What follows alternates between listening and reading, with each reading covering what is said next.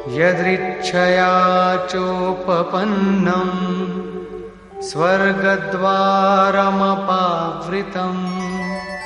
सुखिनः क्षत्रियाः पार्थ लभन्ते युद्धमीदृशम्।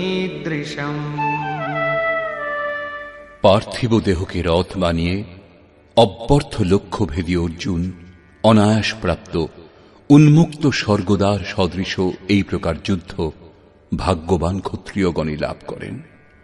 ক্ষত্রিয় শ্রেণীর সাধকের মধ্যে ত্রিগুণের প্রভাব থেকে মুক্ত হওয়ার ক্ষমতা থাকে, তার জন্য স্বর্গদ্বার খোলা থাকে, কেননা দৈবী সম্পদ সম্পূর্ণভাবে অর্জিত সেই সাধকের মধ্যে স্বরে বিচরণ করবার ক্ষমতা চলে আসে। একেই বলে উন্মুক্ত স্বর্গের দ্বার। ক্ষেত্রজ্ঞের এই যুদ্ধ ভাগ্যবান ক্ষত্রিয়গণই লাভ করে থাকেন, কারণ তাদের মধ্যেই এই সংঘর্ষে প্রবৃত্ত হওয়ার ক্ষমতা থাকে। সংসারে যুদ্ধ হয়েই থাকে, কখনো কখনো বিশ্বের রাষ্ট্রগুলি একত্রিত হয়ে যুদ্ধ করে, প্রত্যেক জাতি যুদ্ধ করে, কিন্তু শাশ্বত বিজয় বিজিত ব্যক্তিও লাভ করতে পারে না। এসব পরস্পর বিরোধী মনোভাবের সংঘর্ষ মাত্র।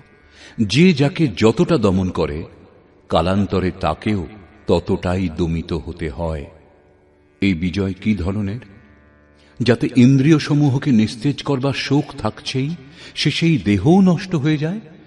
ক্ষেত্রজ্ঞের সংঘর্ষই বাস্তবিক সংঘর্ষ। এতে একবার জয় করলে সর্বদার জন্য প্রকৃতির নিরোধ ও পরম পুরুষ পরমাত্মার প্রাপ্তি হয়। এই বিজয় এমন, যার পর পরাজয় নেই।